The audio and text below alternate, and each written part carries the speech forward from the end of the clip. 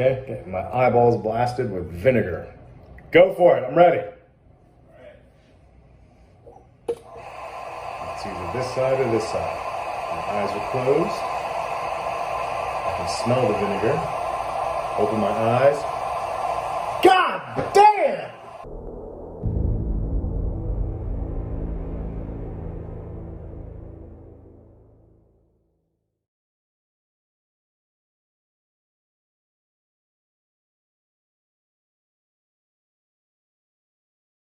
Hello, hello, and welcome everyone. My name is Nicholas Lamar Soutter, and thank you for joining us. Today we have Randolf Richardson to discuss a whole bunch of things. I think this is going to be just a casual conversation, but certainly we're going to be talking about religion, atheism, and debate, so I'm looking forward to that.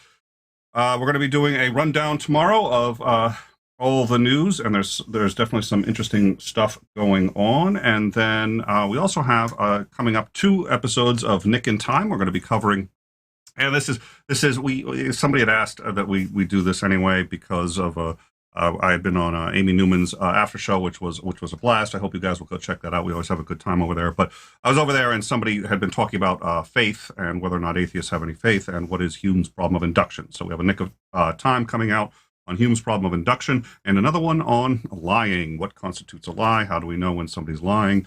Do they have to be saying something that's not true in order to lie? And if just because it's not true, does that necessarily make something a lie? So we're going to be getting into that. We also have on the 22nd, Floyd FP is going to be coming to discuss the Book of Daniel, which is universally accepted to be a fraud, a forgery in the Bible. Now, obviously, people believe that the Bible is the Word of God, may take exception to that, but there is in my view, a bulletproof case to be made for the fact that the Book of Daniel is in fact a fraud. So we'll be having on Floyd FP for a show on the 22nd. That one's going to be much earlier in the day. That's a Saturday show. It's going to be about 2 hours. I hope you will come join us. It's just one of the topics that I thoroughly enjoy. Book of Daniel has always been one of my favorites. So we're going to, and yeah, I've learned most of what I know about it from Floyd. So it will be nice to have him on. But in the meantime, today we have, as I said before, the head of Canadian Atheists, Randolf Richardson. And, and for whatever reason, that says Oz, and I may have him in the wrong window. And, I can hear you, but I think we don't have you up yet. So are you there, Randolph? Oh, I'm here. All right. How are you? We have you in the... I guess you have me in the void. Yes, we did lose you, so I'm going to just quickly check and see. I have pondered about what it would be like to experience absolutely nothing, to encounter it and to observe it. So I guess this would be a sneak preview.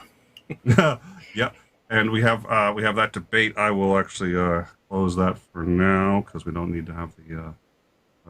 Ben was my interlocutor in that debate, and he was an interesting fellow to chat with. I really enjoyed it. It turned into some very nice conversations. We explored quite a few subtopics. Unfortunately for him, he spent a lot of time on the subtopics instead of presenting his argument. So I think in the end, that was a liability for him. But I think it was overall a win for both of us because there were a lot of little interesting topics in there that I just really enjoyed engaging in with him. And I think you'll find it to be quite a nice debate to listen to because it's more than just a debate. So I really enjoyed that. He's a Christian who, this was not in the topic of the debate, but outside of that, he believes that he has debunked skepticism, which to me seems... I got to hear his argument. Okay, yeah, I'm going to have to listen. I'm going to have to listen to that one. Okay. Yeah, so, but I mean, he's serious about it. So I have a lot of respect for him putting his ideas out there and doing it in a way that he's not getting nasty with people, and he's taking it very seriously. So I have a lot of respect for people who do that. So he's earned my respect, that's for sure. We'll have to invite you on for a debate. I can actually think of a couple people it might be worth debating, but we'll have to have you on. We have a debate format. It's a little different than I think most debates, but we're very proud of how we do it here on In Time. So we'll sure. What kind of topics do you have in mind? Well, obviously, we usually do religious topics. We don't. We don't. This is going to come as a shock to you. We don't do flat Earth debates. We've had a couple of offers, and we're like, "Thank you. Find another channel." It's just not us. I find those boring. But yeah, um, so I don't blame you. I totally understand. Yeah. well, and we'd like to have ones where even if you don't come away with an understanding of that you feel one side is necessarily stronger than the other, where at least you understand the positions much better and you understand what the questions are and the problems around which we're debating. Is the Bible literally the Word of God? Is the I think that's the closest to the most out there one would take. I don't think it's necessarily worth arguing the age of the Earth or anything like that. I think on that topic, if it is the inerrant Word of God, as a matter of consequence, it would have to be literally true. Yeah. So any interpretation would deviate from it being inerrant. I think obviously there would be difficulties with that. Also, Yeah. which version would be the inerrant Word of God when you consider how many? But I think that's another debate that would be worthwhile. I've also been thinking Will, who I think you've met before. He's a Calvinist, and he was also on. I like Will. He's a nice guy. I like him a lot, and agree or disagree, he understands his positions and he knows how to argue them and argue them well. So he's one I'd like to maybe think about having on. Oh, that's you find him on Amy's stream all the time. I'm sure he'd be happy to get on. He and I had a debate on Modern Day Debate once, and it went quite well. I was very pleased with how that went, and for some reason, it looks like James is talking there from Modern Day Debate on the screen. Oh yeah, so, But afterwards, in Amy's after show, right after the debate, it came up. People were wondering which one of us thinks that we won the debate. And so I then turned to Will and I said, do you think it would be fair to say that neither of us won? And he agreed. It was a stalemate. So we're both kind of quite clear on our positions, I think, is why. Well, I to tell you the truth, he is well versed enough in what he's saying that I think even getting a stalemate with him is worthy of, because he knows what he's talking about. It was enjoyable. Guy.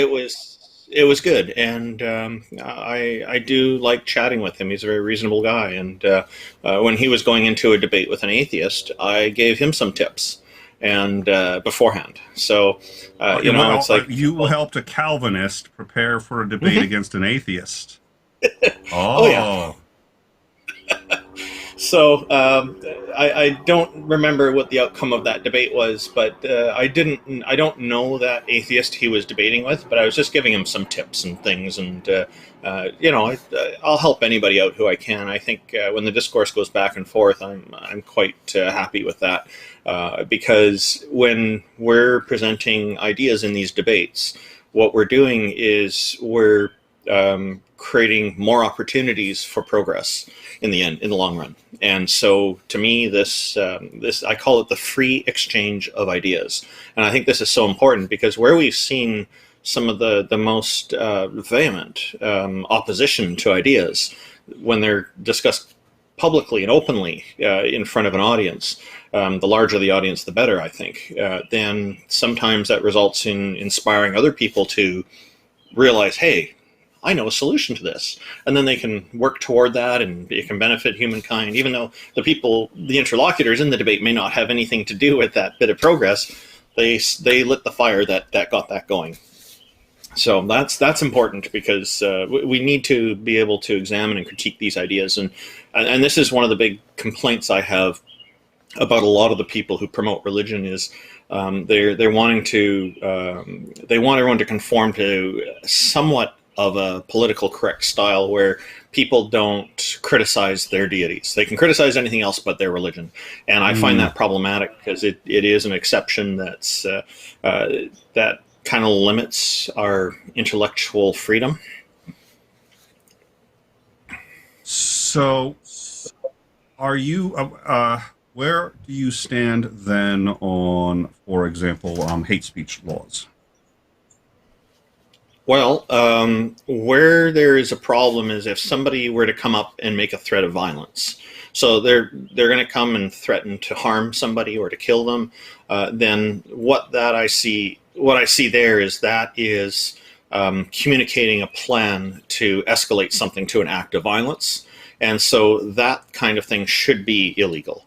If somebody is saying that's how they feel is about a person is something that doesn't hint at acting violent toward them, then that's not a problem. So if somebody is like, one of the most common examples that comes up with hate speech laws is that, which should be called hate expression laws, as opposed to free expression. I know in the US they call it free speech, but courts have ruled that it actually means free expression. Here in Canada we call it freedom of expression and always have. It's because that includes speech and other forms of communicating. So if somebody's expressing, say, racism, I don't actually want to shut those people down. I want them to air their grievances, because for two reasons. One is, for some of them, it's therapeutic, and they get to blow off some steam, and then they can go back to doing what they're doing, and they feel like they've had a chance to say what they want to say, and then their anger is partly extinguished. Right, so and that's healthier in a way in the long run. But the other reason is it helps everyone to see who those people are, and then that way we can steer clear of them, or some of us may go and try to reason with them, and then that way they're getting people challenging their ideas. And again, the free exchange of ideas can be helpful in the long run. Sometimes it can change their views.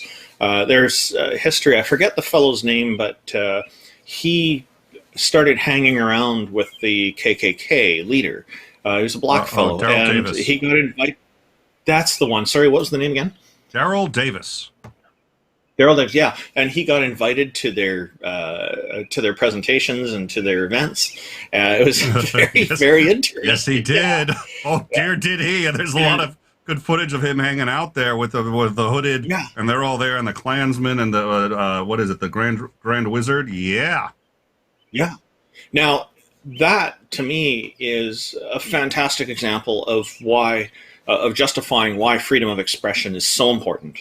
Because if the KKK were not allowed to express publicly all this stuff, what is the possibility that that could even happen? They wouldn't even be allowed to have those events and invite him there. And then other people in the Klan seeing that, I can't help but wonder how many people who are members of the Klan might start having some doubts about what they're doing when just by seeing him there. And by not being there, it's a one big echo chamber. It slightly takes away the echo chamber aspect, and it pokes holes in the chamber a little bit, which I think is important. Well, it seems to me that the best disinfectant against those kinds of things, the best disinfectant against homophobia is getting to meet, gay people and realizing that, hey, they're just like me. And it's in my experience, it's people who haven't had, one of the reasons in big cities you encounter a lot less of that kind of homophobia, transphobia, and all those things is because you're stuck with a whole bunch of people and you're all stuck together, bouncing off each other. And if you're really stubborn and if you're really a jackass, yes, you can maintain homophobia in that kind of environment, but it becomes a lot harder. Well, and I think like when it comes to racism, it's a lot easier for somebody to automatically exclude someone from another race because it's obvious by color of skin. But with homosexuality, somebody has to come out and actually identify that way before it's known they're like that, that they are of that sexual orientation. And, it has to be, it's not as passive to do that, right? It's like with what Mr. Davis did, it was a very passive thing for him to do. He didn't have to go around telling people, "Hey, I'm black." People can see it; it's obvious. Whereas when you're talking about, and the remedy is quite similar, I think, but and has the same kind of value for sure. But somebody has to go out and make a point of saying what their sexual orientation is in order to make that clear and make that effective. So it won't be as passive of an approach then. We'll put a link to Daryl Davis because he was on 60 Minutes and a spectacular thing on 60 Minutes. about him, and he was also he also gave a spectacular TED talk because he actually got a Grand Wizard to surrender his robes to him, and he's now last I heard he had 22 robes of KKK members who voluntarily surrendered them. Yeah, what an amazing collection for him to have, right? It just so happens I kind of idolized the guy. I had a chance to speak with him very briefly. It was speak is he isn't still alive? A Twitter. We had a Twitter discussion because I even forget what the topic was, but we've been doing a show and it was going to be on platforming, and we were going to be platforming someone very controversial, and we were being told in no uncertain terms by a number of liberals and people who for the most part support the show, don't platform this person, and with the controversy, and somehow it ended up getting on his Twitter feed, and he and I spoke about it briefly, and it was he was very supportive. He's still alive. Oh yeah, he's still alive. He's still alive. Still causing trouble. Have you tried writing to him to invite him onto your show? That's really not a bad idea. The answer is no, because that's such a common sense thing. It just kind of went. I think that's a great idea. I'm going to reach out to him. I'd love to tune in to watch that. That'd be great to hear what he has to say.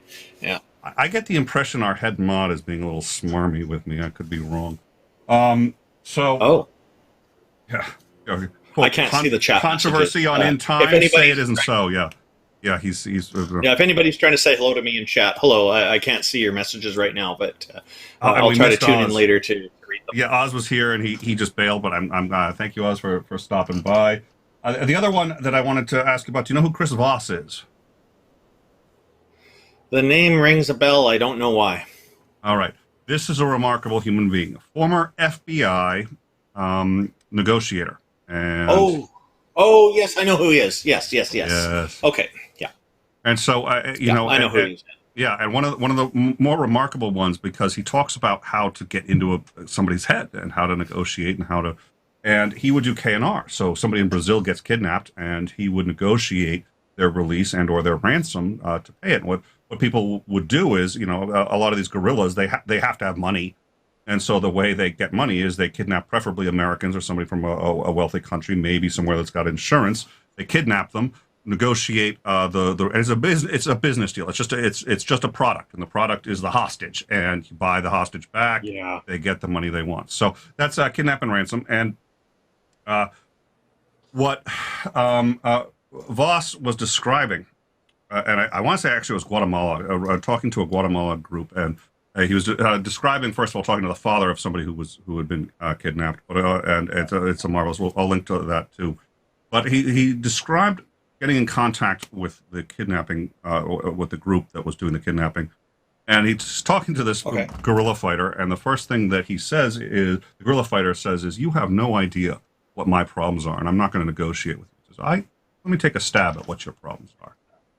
The leader of your country took over against your will, didn't ask your friends and family, just took over. And he started making everything you do illegal, and he started just destroying the country. So you decided you're going to fight for your friends and family. You're going to fight for the people you care about, but you can't do that in the cities because you're going to get wiped out. So you decided you're going to go out into the jungle, and you're going to live in without any of the comforts of home, so that you can defend the people you love, the people you care about, and the country that you love. Is that you? Mm-hmm. And I said, the guy is just, silent for like 30 seconds. He goes, yeah, that's me. And what Voss said was, and now he ended up negotiating with those guys for a month. By the time he was done, they handed over the kidnap victim for nothing, and they thanked him for letting them do that. And wow, one of the things but a whole month to be kidnapped for is terrible. Oh Jesus. Yeah, but what he had said was, most human beings want one thing over money, over respect, over, and these guys have to have that money. Their entire operation is based on the money, and they handed him over because he gave them one thing they wanted more, just as individuals, to be understood. Mm-hmm. And if you take a look at the people who shot up, like the in New Zealand, the guy who shot up the mosque in New Zealand, the guy who shot up Texas University in the United States. No, not Texas, but the university in Texas. I forget what it is. Texas UNM, something like that. They all said nobody listened. I wasn't understood. So I think just to circle that back to the point you made. Yeah. And that's why I think that freedom of expression can be quite therapeutic for people. This ties right into it perfectly. That's a great example. I went to, there were a white supremacist group came from the US here to Vancouver, BC, Canada, quite a few years ago here. And they rented Vancouver City Hall's outside the grounds so they could stand up on the weekend and do a presentation. They didn't have access to the inside of the building or anything because that's not for rent on the weekends. But the grounds were. So I decided, because I heard about this on the radio, I'm going to go down and maybe there'll be 100 people there or so watching, maybe 200. And I'll listen to what they have to say, and then I will speak my point of mind, make sure they can understand me. Or critique them or challenge them on their ideas, assuming, of course, that I'm not going to agree with them. Turned out I don't agree with them. They were exactly what I thought they would be.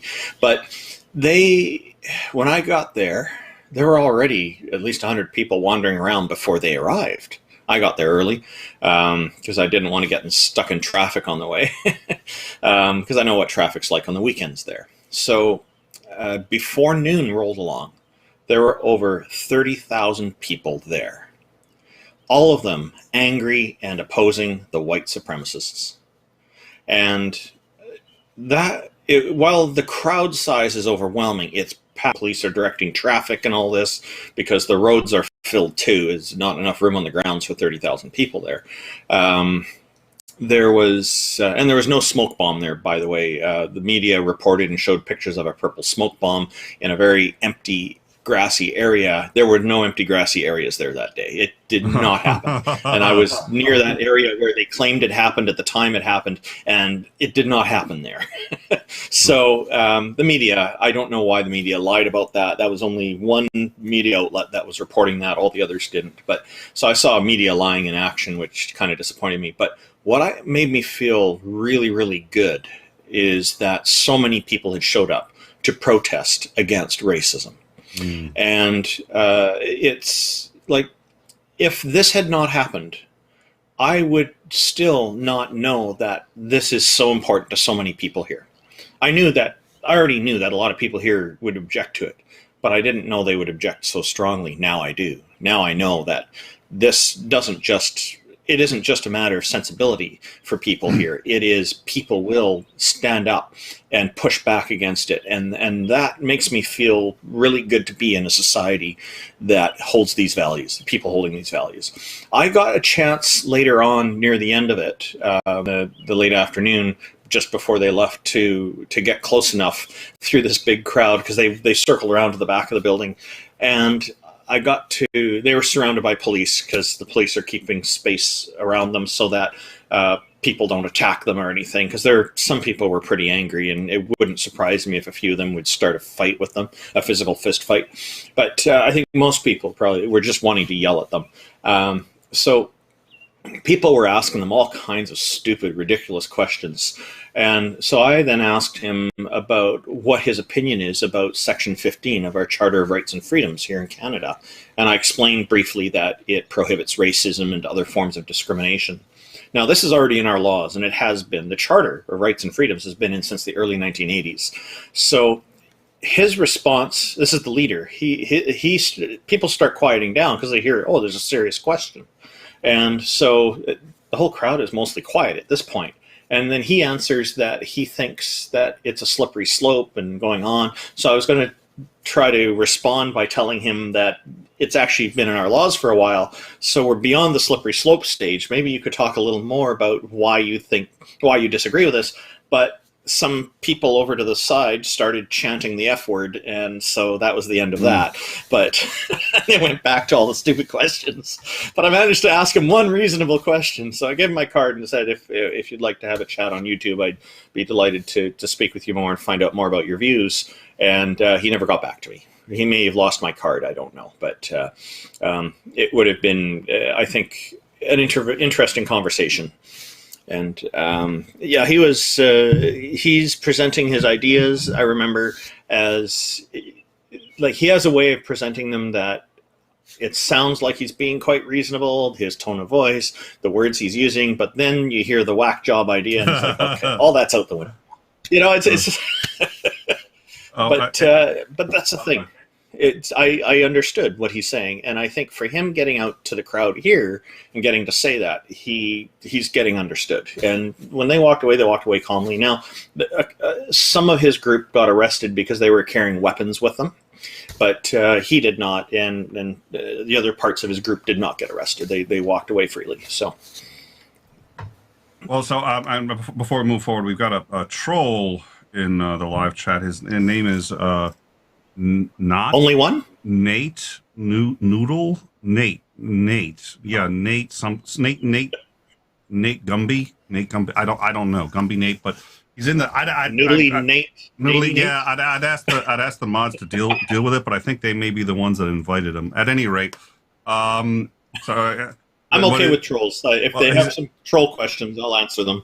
Yeah. Love watching Magnum P. Randolph. Okay, fine. Yeah, he's Canadian. I'm sorry. Oh, that's the shirt, like Magnum PI, perhaps. Oh, that's where that came from. I was trying to figure that out. That's hilarious. People call me names a lot. It's fine. So there are two things that I wanted to discuss, but one of them is definitely on trolling. So you and I go around in a lot of sort of similar circles. We get into debates, we get into discussions, and we've met people like Mr. Dawkins there, Darth Dawkins. We've met people who... Darth Dawkins, yeah. Yes. Use their proper names. That's what I like to do. Yeah. I probably should. I'm kind of old-fashioned, and I'm still working my way out of it. But I've done that. I've made a little bit of a fool of myself once or twice with that. But at any rate, so there's Darth Dawkins. There's a few others, and there are people who are convinced that he's just a troll. It's all an act. There are people who say that he's completely dangerous. And you and I have been on streams with people who have been a little out there. And so the question is, how do you identify? So how do you identify? And by the way, I'm not naming any names about the people out there. Sorry. But how do you identify whether somebody is engaging with you honestly, or they're just genuinely either extraordinarily ignorant, uninformed, or for some reason, just don't. I'm probably I'm probably the wrong person to ask, because I'm not very good at determining if somebody's actually trolling me. Usually, what happens is I'm continuing to engage with serious conversation with them. And at some point, it goes on, and they'll tell me, "You do realize that I'm trolling you, right?" And then I'll say, "Oh no, I didn't." Well, that's interesting, but I'd still like to continue this conversation with you. Is what I do. And sometimes I end up befriending these trolls, and they're just normal people. They're quite nice. I've done trolling myself back in the Google Plus days before Google Plus was shut down. I operated a few dozen troll accounts just for fun. And there's a difference between trolls who are there with ill intent and trolls who are there just to have fun. I was mostly just having fun with mine. Before that, prior to Google Plus, I actually got hired to do some trolling professionally. And one of them was for a public company that was trading in the stock exchanges. It was kind of in the... not really, it's a little above a penny stock. It was more like, I call it a dollar stock kind of thing. It was kind of above and below a dollar various times. So it really wasn't going anywhere though. But it did a lot better than the penny stocks, but there wasn't a lot of ups and downs with it.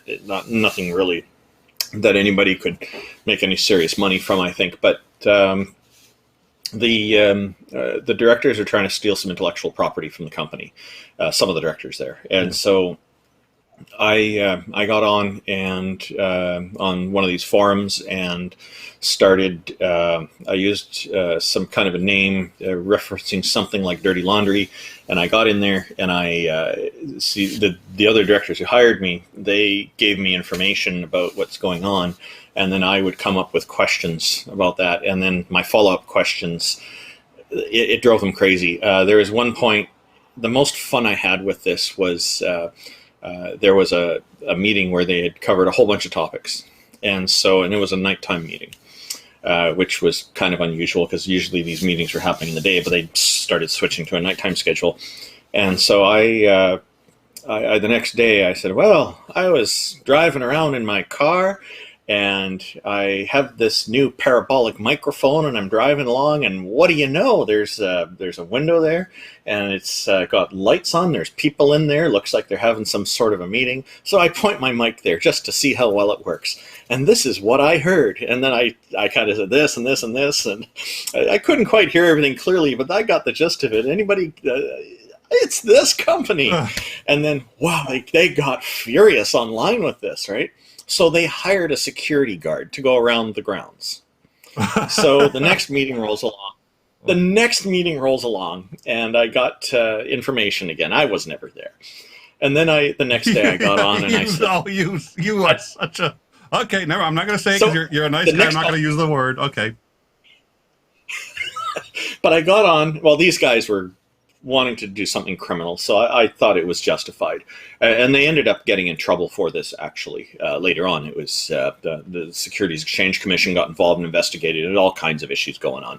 So they were in some serious trouble. But what happened was the next meeting rolls along, and then the day after that, I said, so... I was driving around again. I went to the same place, and there's this annoying guy in this yellow jacket walking around, so I go up higher up on the hill.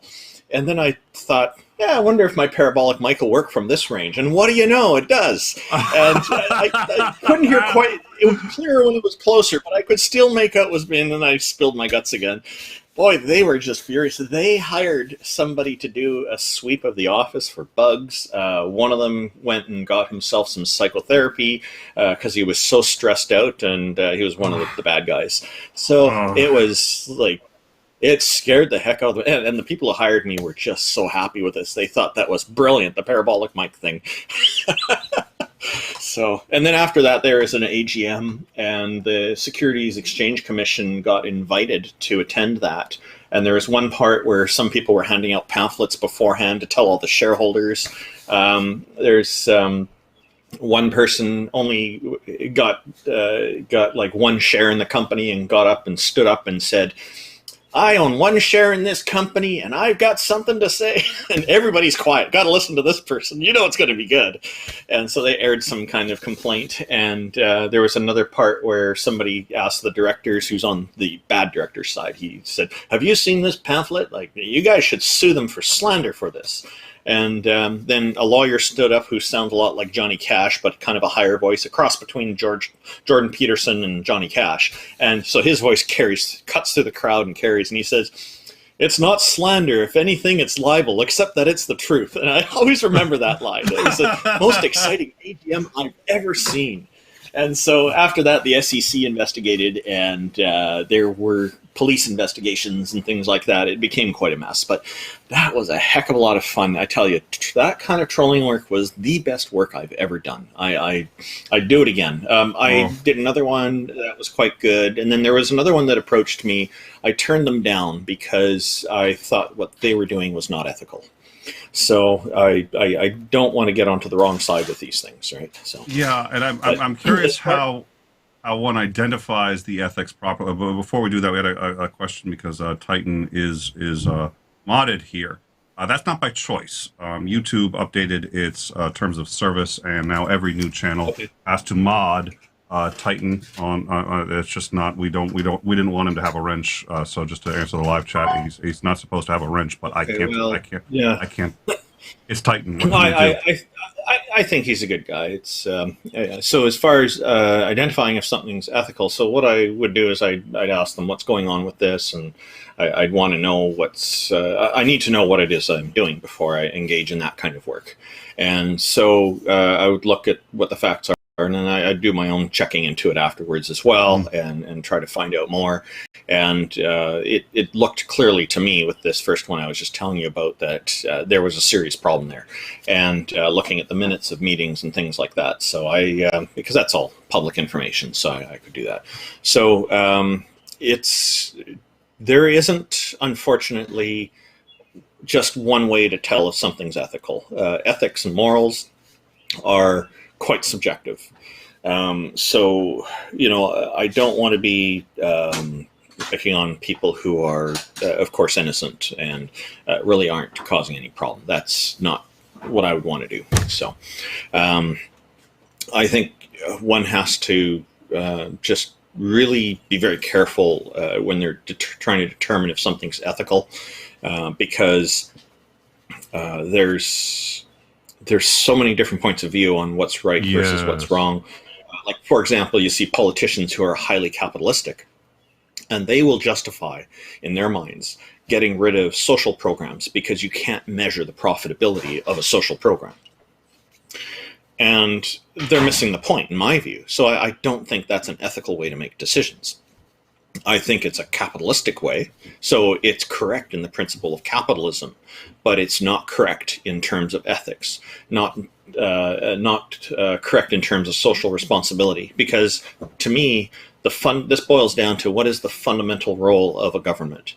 The fundamental role of a good government and a just government is to protect its citizens, to make sure its citizens are not suffering unduly, and if they're in need of some help, they're not going to be left on the streets. And this may seem harsh, but one of the important measures of a government that's the way to measure that a government's doing well is you don't have people who are destitute, who are stuck living on the streets, who are incarcerated for being poor, and things like that. If you have a situation, you're in a country where those things aren't happening, then chances are you probably have a much better government. And hopefully you have a government there that's also, there's other aspects too. It's not quite that simple. Like there's making sure people have freedoms, they have their liberties, the freedom of expression and freedom of association and whatnot, and the freedom to follow our religion or not. And the or not part goes without saying, but I mention it because there are unfortunately quite a few people who miss that part. So in determining what's ethical is really, it's an art as well as a science. And one of the most useful tools I find in determining ethics is John Rawls' The Veil of Ignorance. And so are you familiar with that one? It sounds familiar, and I'm sure I'll remember it as soon as you get into it. But I have. So I'll just talk briefly about it for the audience who may not have heard of it before. It is from contemporary philosopher John Rawls. I'm actually an expert in it. I'm completely well versed in it. But why don't you explain it for the audience? No, you go ahead and explain the Veil of Ignorance. Well, you're the guest. No, you're the guest. I would not want to. I would not presume. I just did a lot of talk. I will correct you if you're wrong. I will correct you if you're wrong. Yeah, please do. Because I'm not an expert in it, but my understanding is probably cursory compared to yours. I'll say that right away, but and to any other philosophers who study this stuff. But the basic idea is it's for lawmakers that they will. The ignorance part is as a thought exercise when you're writing your laws for your country or whatever, and is that you are considering how this is going to affect other people. So the way that it suggests doing it is you think of, okay, here's the law. Once it's put into effect, now me as the lawmaker, I'm going to be randomly thrown into society in any number of possible roles. I could be poor, I could be rich, I could be middle class, I could have a different skin color than I do now, I could be the opposite sex, I could be a trans person, I could have a disability, mental or physical or whatever, or different things like that. I could have a criminal record. I've done my time already. There's different things like this. So the idea is to be thinking about, is this law fair and equitable to everybody possible who could be in your society? And so it's a very useful tool for that. So I find that this actually works quite well for moral and ethical determinations as well. And it's a very useful tool. It's by far not the only tool out there, but I think it's one of the most significant ones that we have and most powerful ones we have today for really not getting this stuff wrong. What is your thought? How do you differ on this? I think that I sort of vaguely remember it being explained to me a different way, but I don't remember how. So I'm going to probably not opine on that just yet. But I did. There were there were still actually 2 or 3 areas I wanted to hit, and Sinister Porpoise asked a question which kind of dovetails into one of them. So I did. Oh, want to. great! Hello, Sinister Porpoise. Thanks for being here. Yeah, Sinister Porpoise is always lending her flipper to the show, which we sincerely appreciate, except when she's making really bad solipsist jokes. But I can't really complain because I'm a solipsist too, and I can't blame myself. If those solipsist jokes were correct, wouldn't that be you making those jokes? Well, that's why I can't complain. Or would that be me? No, this is my. Listen, I'm the one who's got his hand on the mute button there, Al. So just you keep yourself. Yeah. But she asked a question about philosophy. So I want to get into. I want to. So let me plant the flag so that we can try to budget our time a little bit, because I wanted to talk a little bit about writing, and in particular, actually, you had written something on death, fear of death. So I wanted to hit on that. And also, we had said we maybe wanted to discuss a little bit about the definition of atheism and how that's used. But what Sinister Porpoise said is, what about those of us who, for reasons that aren't worth explaining, think that academic philosophy is the most goddamn boring topic on the planet? And I think that would lead into when is academic philosophy applicable and or when isn't it? And I think that would include the definition of atheism, which is creating a bit of a schism on modern day debates. I did a debate versus Eric Hernandez. That was, I think, the last debate I did on modern day debates. It was a while ago, and he it was, I forget the topic. It was something to do with atheism or skepticism, and he asked me how I identify, and I explained as an atheist, and I explained my views. He said, "Oh, so you're not an atheist, you're an agnostic." I said, "Okay, fine, I'm an agnostic." And he's just like, "Oh, never had someone say that before." I'm so, both. Look, yeah, it depends on. I don't care fit both those classifications. I don't care if you want to classify it one way or another. I'm here to debate this topic, and it doesn't need to be you if it's what you call. But yeah. You're getting into murky waters here, because there are a few outliers. It's not really a schism the way I see it. On Twitter, there's certainly seems to be a group of people who are making the rounds and poking into a lot of different conversations and creating a lot of noise. And that's all it is noise for the most part. But it does confuse a lot of people who haven't thought about it before, and then over time those people end up just forgetting about it and going back to whatever the common usage is. So just right off the bat, atheism, and I'm looking at linguistic structure here as well as common use and logical combination that ties into linguistic structure, of course, and then also the etymology is the origins, and we're still consistent today with common usage all the way back to etymology. So it's not an etymological fallacy, which is sometimes claimed. So both atheism and agnosticism have the same structure and are still the same. So baseline fundamental. Atheism is an absence of belief in deities. Theism is a belief in deities, one or more deities. Agnosticism is not knowing whether deities exist. It's epistemological rather than being a state, a characteristic, or a psychological characteristic, a state. So agnosticism is epistemological because gnostic, Gnostic, means having knowledge of the mystical, and deities are qualified as mystical. Now, Gnosticism and agnosticism are typically used with regard to knowing about deities. That's become the common usage, it seems. So that's fine. It's a classification that parallels with atheism. So I know theists who say they believe in their deities, but they don't know. They're agnostic because they don't know whether those deities exist. But they believe. Okay? So a lot of theists are agnostic. And there's a lot of theists who are gnostic too. They are certain that their deity exists. It's been revealed to them, or they've had some kind of a vision, or they've had some kind of direct experience that they can remember. So, this is how it is. So you have Gnostic theists and agnostic theists, but usually the term agnosticism doesn't come into these conversations too much, I find. It's mostly atheism versus theism is what I see out there. So I definitely would qualify as agnostic because I don't know whether deities exist. if I had to choose, I'd probably lean toward the idea that, as far as I know, they don't, right? And that's about as far as I could go with it. So I still have doubts there, but because reality, I really don't know. I've not got any way of exploring the entire cosmos to know for certain.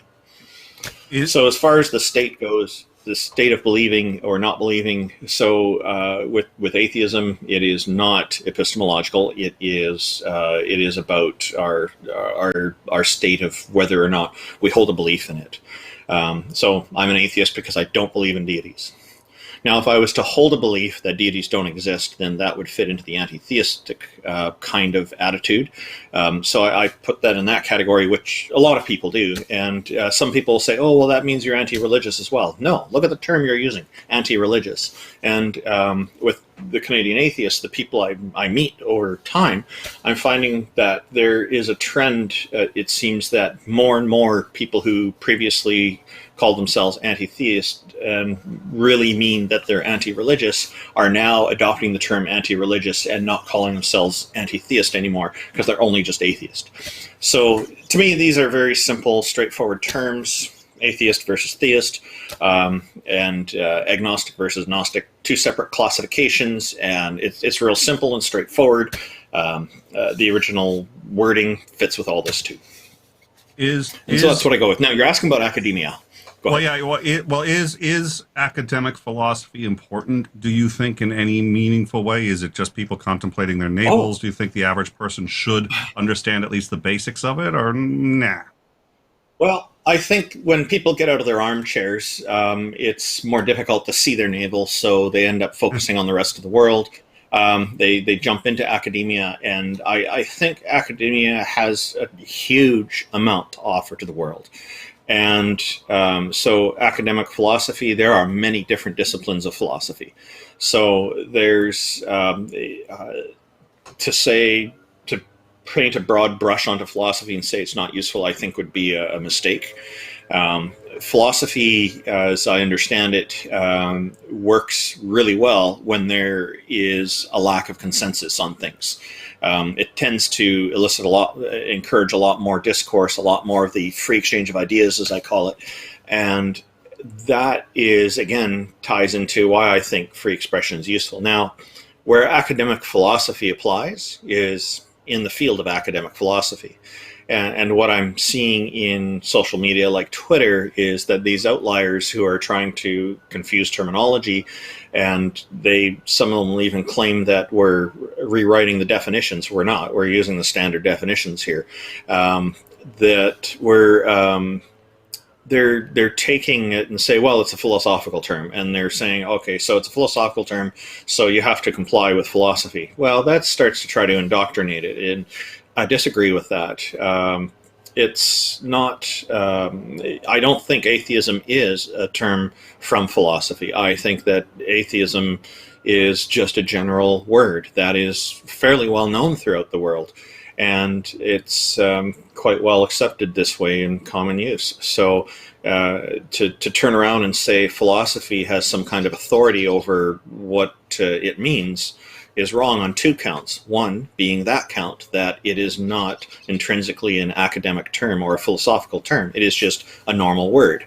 Now, many normal words are used in philosophy, and atheism is one that comes up sometimes, but there are plenty of other words that come up as well, probably far more frequently than atheism. I don't think atheism is a huge focus in philosophy like other subjects would be. Like, I think ethics and morals, you're going to find a lot more discussion on those kinds of topics in philosophy than you will about atheism.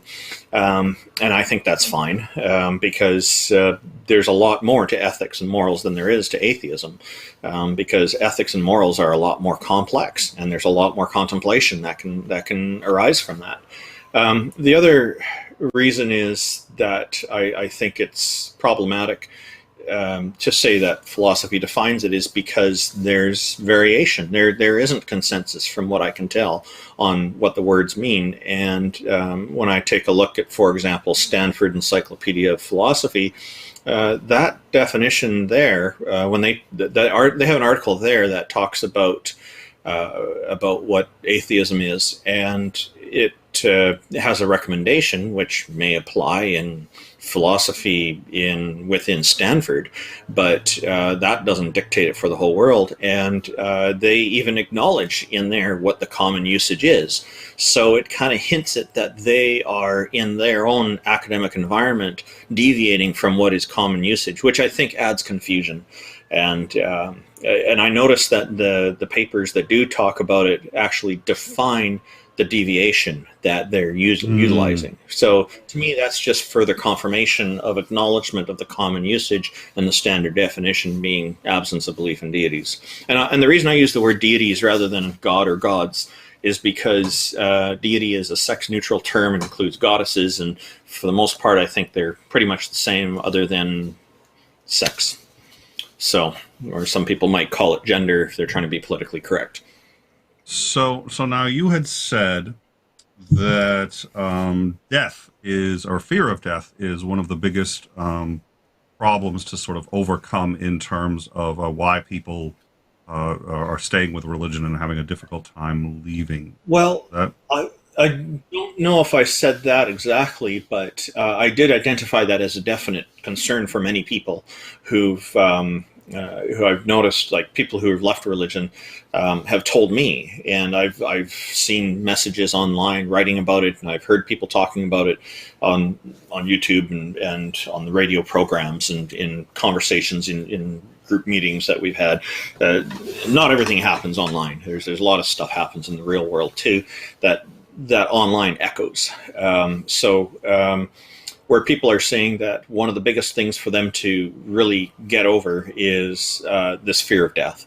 And there's others who've left religion have no problem with it. I don't want to discount them either, because each person has different priorities in their minds about what's more important in life.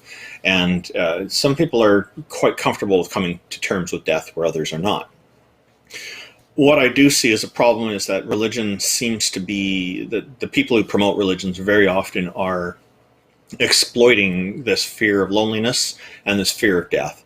And there is, unfortunately, an idea being portrayed to people who follow religions by many religious leaders, not all, but by many, who will say that if you don't believe in their deity or deities, depending which religion it is, then you run the risk of dying alone.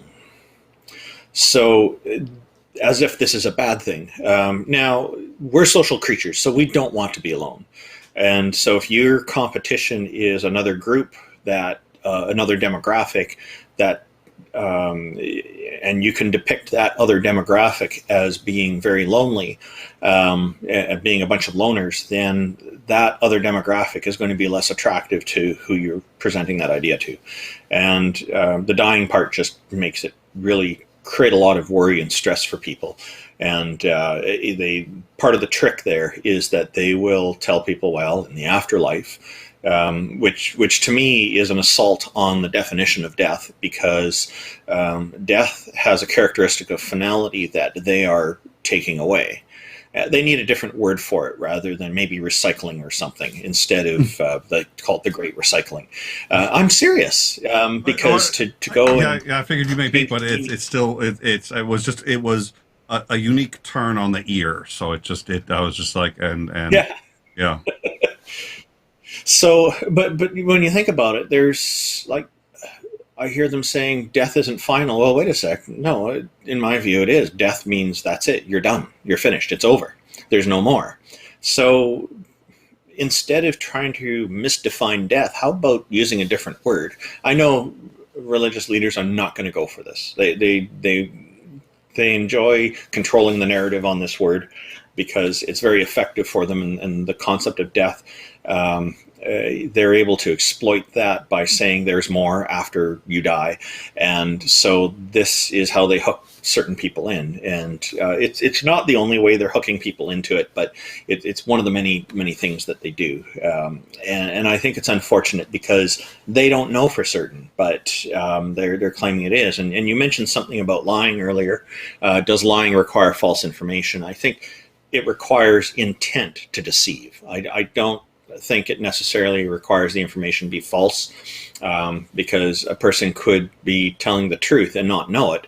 And Yes. it could be unwittingly telling the truth and intending to lie and mislead people. And so that would still be a lie, even though the end result would be that they're actually presenting the truth and not knowing it. So the intentions count for a lot with lying, I think.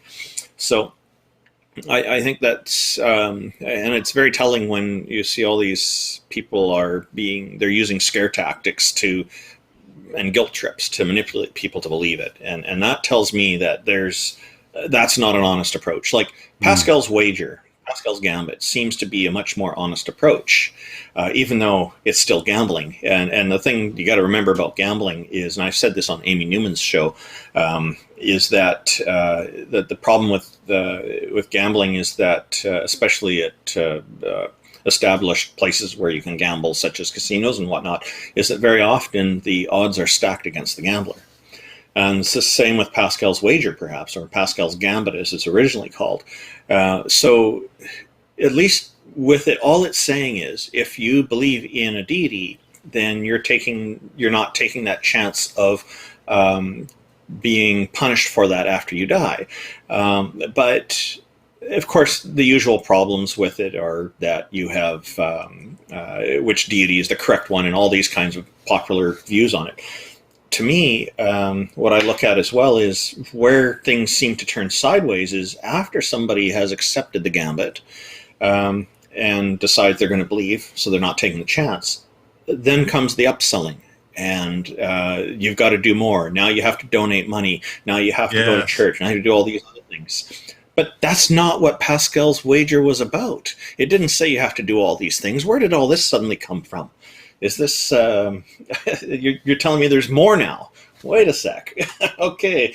And people should be reacting to that saying, hang on, you originally said it's only believing. You didn't say how to do all this other stuff. But people aren't doing that for some reason. And I think that's where we're kind of falling apart in critical thinking as a society. I think that's a marvelous point, and I think upsell is the exact right terminology. I've observed that myself, and I've never had a word to. So I think you're absolutely right, because it is upselling, Okay. And I think you're right. So I've seen that where, they'll say, well, you know what? All you really have to do is be a good person, and then you're going to get admitted into heaven. And they have to say this because of the contradictions that happen but then once you're a good person, like, well, you really should also believe in Jesus, so why don't you come to the church? And then if you believe in Jesus, yeah, but you also need to be doing good things like giving to the church, otherwise it's not gonna, it's so I think I like upsell. I think that's the Well, thank you. I saw a cartoon years ago in the newspaper, Bizarro or one of those famous artists. I don't remember which one it was, but they showed this guy. He's on his deathbed, and he's got his bag of all his valuables with him. And the priest or clergy came into the hospital room, and he says, "You can't take that where you're going," and offered to take it off his hands. So the guy gave it to the priest because he's on his deathbed. He's ready to die. And then that night he passes away. And then there he is at the pearly gates. And Peter, or whoever it is at the pearly gates, is saying, "Welcome. Hey, by the way, where's all your stuff?" I like the South Park, the movie. Kenny dies, obviously, and he goes to heaven, and he gets to hell. He gets to hell, and there's orientation, and there's a lot of people there. And somebody says, "Oh, by the way," of course, yeah. He goes, "By the way, could we just, I believed in God, so what am I doing here? What happened? What was the right religion?" He goes, "Oh, yes, Mormonism. Yes, the answer we were looking for was Mormonism." And I was just like, remember that. Yeah. Oh, dear Lord. All right. Well, is there anything you want to talk about before we go? Anything you want to plug, or what? There was one episode of South Park where Kenny didn't die, and I think that was at the end of the season, and the fans were furious. Wow, that was just hilarious. How come Kenny didn't die? I do think that South Park, it certainly has its failures, but it is pretty close to a work of genius. And I think that aside from just being very good satire, when you see where it goes over time, I like it when all the kids invent these superpowers and they think that they're all superheroes, except there is one genuine superhero. It's Kenny, because he's still in every episode, even though he always dies. And I'm sitting there going, like, that's creative. That was well done. And then he's just like, and then no matter what happens, he can't die. And so he goes around and he's just like, yeah. And then he dies, and then he comes back and nobody knows that he died. And he's just like, that's his superpowers. That was well done. All right. They do get most things right. Like even with Canada, they get most of our stuff right. Where they went wrong with Canada is Saddam Hussein being in charge, because Saddam Hussein's never ruled Canada, but they got everything else right. I was gonna actually, to tell you the truth. So the intro music we did was Sting today. Was Sting and Eric Clapton for Probably Me. But I was thinking for Standing By. That was the Standing By music. But I came very close to, and I should have just done it. Blame Canada. I should have just. Next time you're on, it's gonna be Blame Canada. Mark my words. We're gonna have. Okay, I'm okay with that. I don't mind when people try to control me.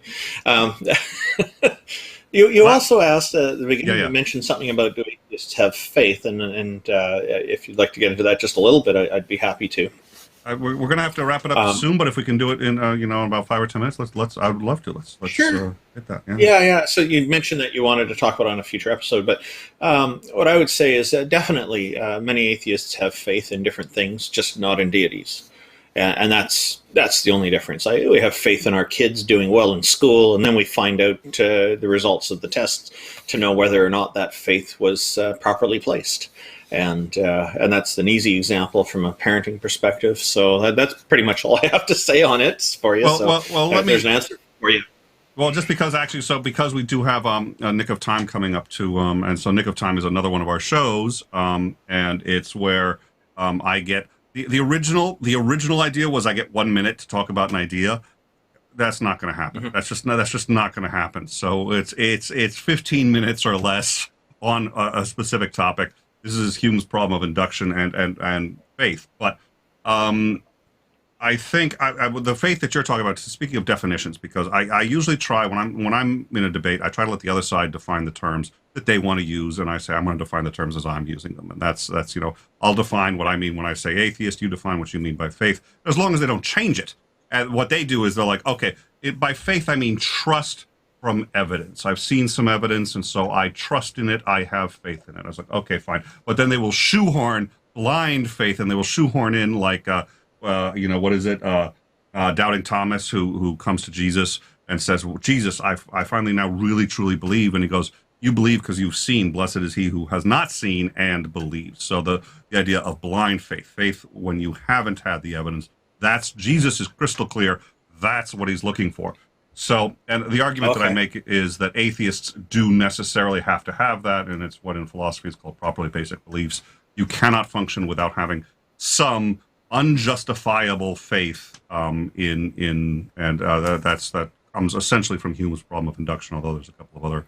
I think maybe Hume hasn't talked to anybody who's on the autism spectrum then. There are certain people I know on the autism spectrum who take everything literally and won't have any belief in anything. Everything has to be justified. They're super literal about that. So these people do exist. I think that wouldn't. So for Hume's problem of induction, the idea is how do you rationally justify a claim such as the future will resemble the past? Rationally justify it. That's the key. The words rational and justify, both are in there for a deliberate reason. How do you rationally justify a belief that the future will resemble the past? So, and that's important. Well, my response to that is I don't hold that belief. But I don't hold that belief. But I can't predict the future. Why do I have to? For example, you are currently having a conversation with me. In it, you are assuming that the English words that you use will continue to mean in the next 30 seconds what they have meant according to your memory in the past. If you didn't assume that the English language would, at least in the near future, resemble what it has in the past, we couldn't have this conversation. I would say that that is an expectation. I,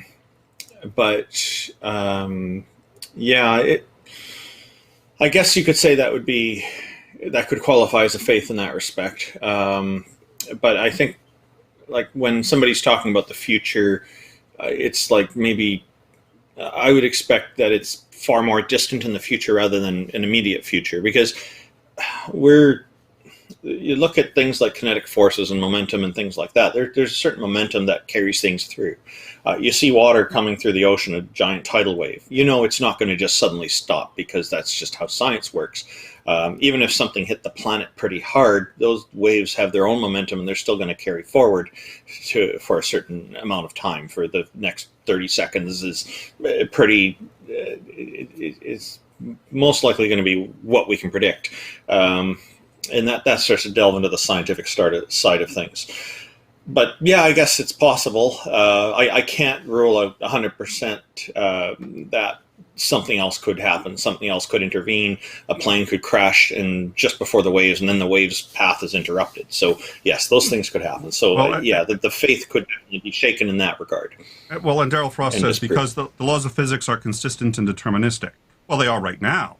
We don't know that. I mean, imagine a possible universe. So science makes a few assumptions. One of those assumptions is, for example, that the laws of physics are not localized. They are universal. So the laws of gravity are the same on Earth as they are on Alpha Centauri, as they are on the moon. Now, gravity itself, the effect might be different, but the laws are identical, and we could measure the gravity on each of those locations once we understand that law. But that's on an assumption that it is going to be uniform. If we didn't make that assumption, we couldn't do science. If we didn't make the assumption that the laws aren't going to change over time, we couldn't do science. So there are these assumptions we make, but they're actually faith-based. And what Hume says is, so everybody's always known that induction, which is generalizing from small pieces of data to very large things. Everyone knows that induction really deals with levels of certainty as opposed to an absolute proof. If you want proof, you do deduction. Yes. So this is evidence-based faith, though, rather than just non-evidentially based faith. It used to be. What people said, the problem with induction, there was a problem with induction, which was you couldn't prove it. You just had degrees of certainty, and it was exactly what you just said. It was evidence-based based faith. And then Hume came across and said, no, it's not. It is blind, utter, blind trust. Just in a logical and rational sense, you cannot justify even belief in it. That was what Hume said. And Hume, go ahead. Well, so what I would ask you is, how would you justify believing that the sun will come up tomorrow? Because again, induction would be saying that the future is going to resemble the past. That is induction. How would you justify your belief in induction and in an inductive thing like the sun rising tomorrow? I see where the issue is, because you're saying the future resembles the past. I think, like, we're able to predict what's going to happen based on what we know about how things behave, and that doesn't necessarily mean they're going to resemble the past, because there could be something that we know about it. It's going to suddenly explode, and we can predict that and it explodes. That's not resembling the past, where it hasn't exploded all this time until now. So I think how the future resembles the past might not be the best wording for it. And I think that's where we might be tripped up here a little bit. So where things are predictable because we understand how the mechanics behind how they work would probably be something that would be what we're actually getting at here. I'm not trying to be difficult. I'm trying to be clear. Now, I think Hume does have a good point, and the one thing that I could probably argue in favor of what he's saying is that if absolutely nothing is part of reality, there is somewhere that we can find absolutely nothing. No laws, no laws of logic, physics, etc. No nothing. They're absolutely nothing. Then could something erupt from it and disrupt what's going on here?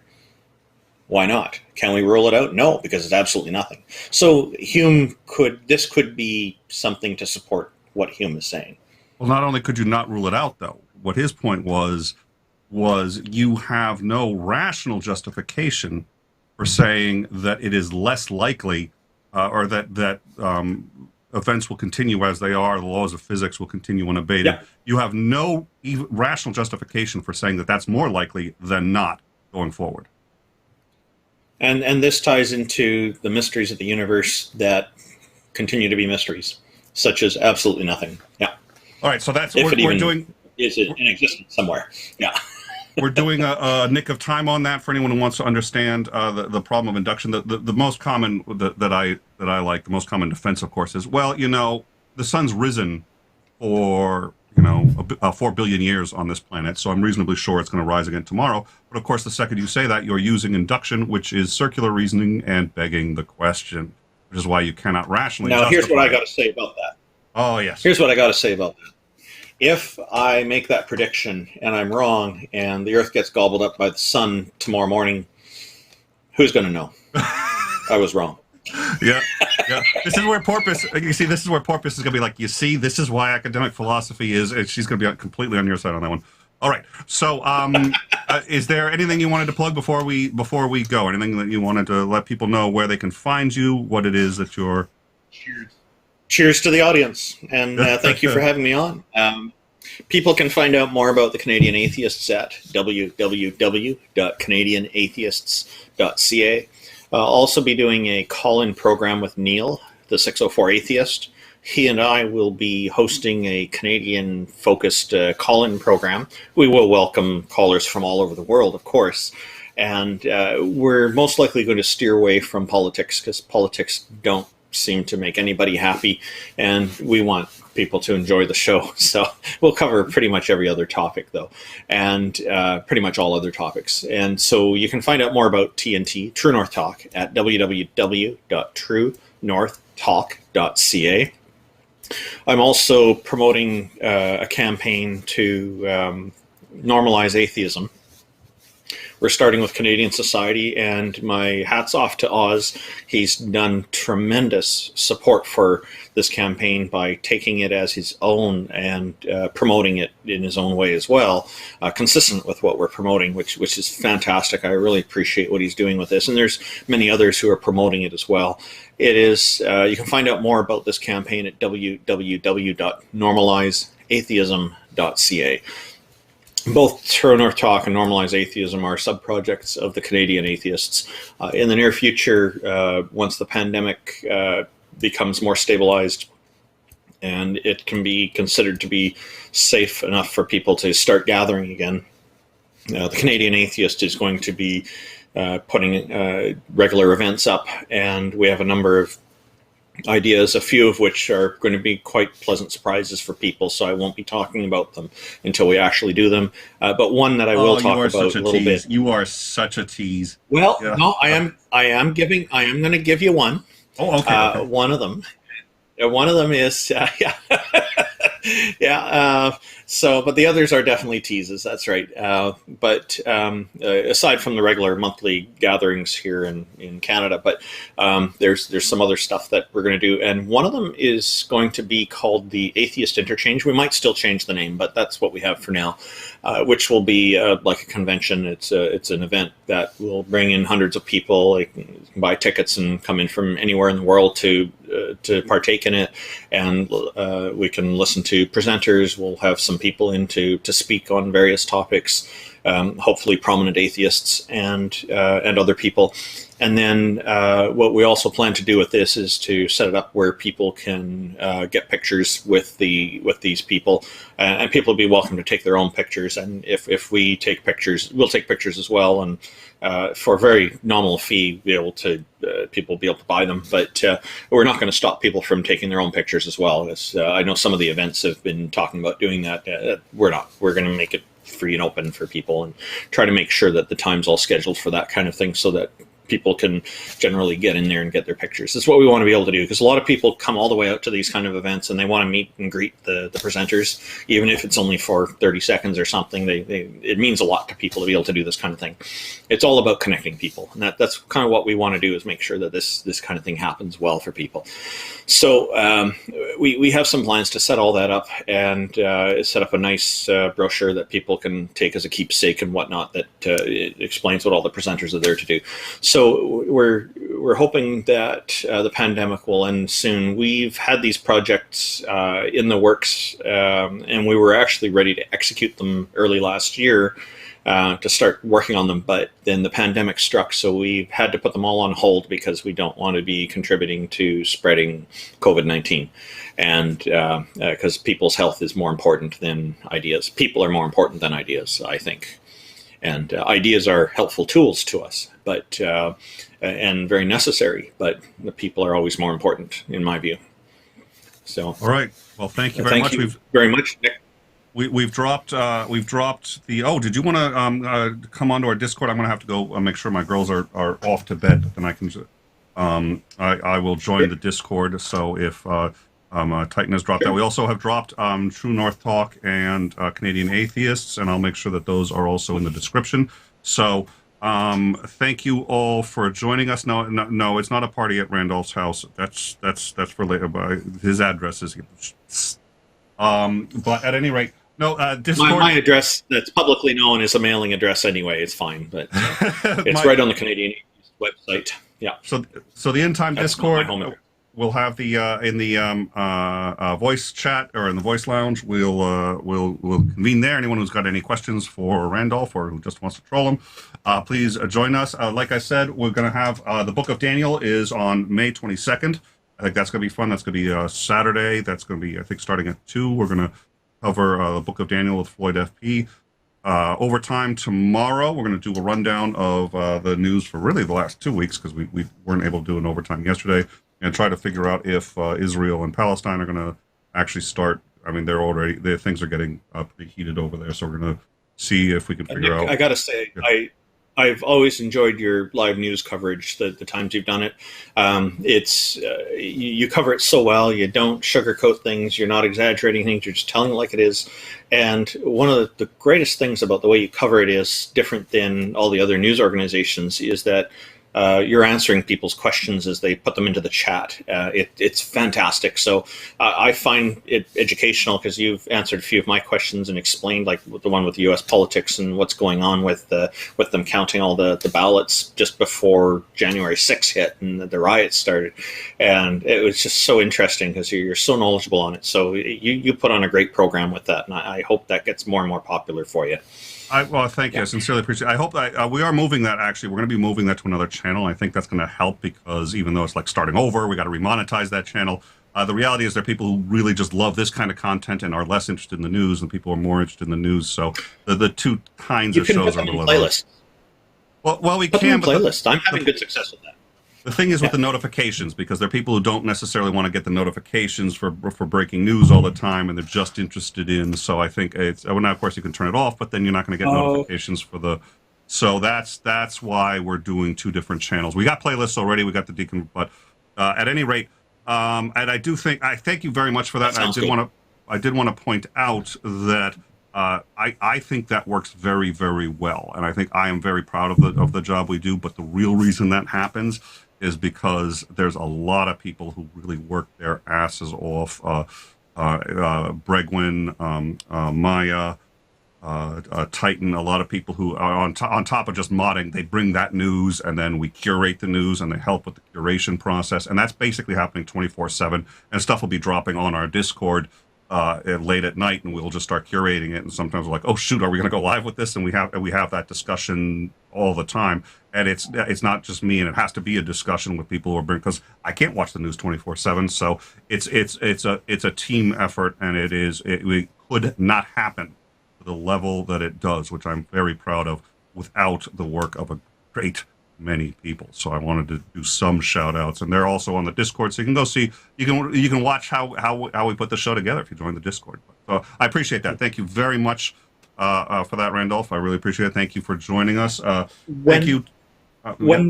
When do you want to be on with the Discord? Probably about 5 or 10 minutes from now is what you're thinking? I'll be a little bit later than that, but if you want to join in about 5 minutes, I just got to make sure that my girls are okay, and they're going to want to probably talk a little bit, and I'm going to put them to bed and, just help out the wife. So for me, it'll be closer to 15 or 20, but I don't like making people wait that long. So if you don't mind going in 5, and I don't know if you... 5, it'll probably be closer to 10 for me. I'll get in there as soon as I can. So. Perfect. I'll make sure you've got the. I think you're on ours, but if you're not, I can make sure you've got that. If you've gotten this far in the show, hopefully you enjoyed it. So I hope you will like and subscribe. It really does help us out with the numbers. And if you want to become a patron too, that also helps. How to do that is down at the bottom, and get a few extra patron rewards. Randolph, once again, thank you very much for coming, and we look forward to chatting with you again soon. I appreciate your time. It was a pleasure to be on your show with you. Thank you.